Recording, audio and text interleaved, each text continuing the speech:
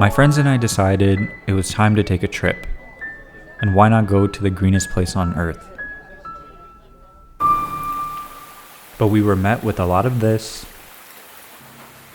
and a lot of this.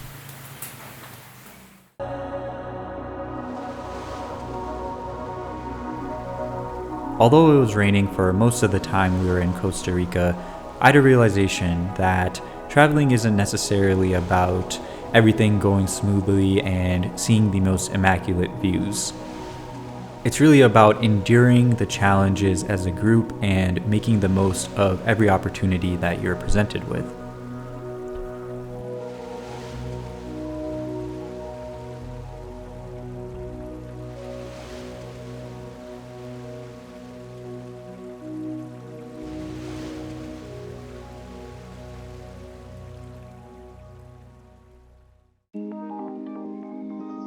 But in certain circumstances, luck truly plays a huge factor. And in our circumstance, we were lucky enough to have a few days of greenery before heading back home.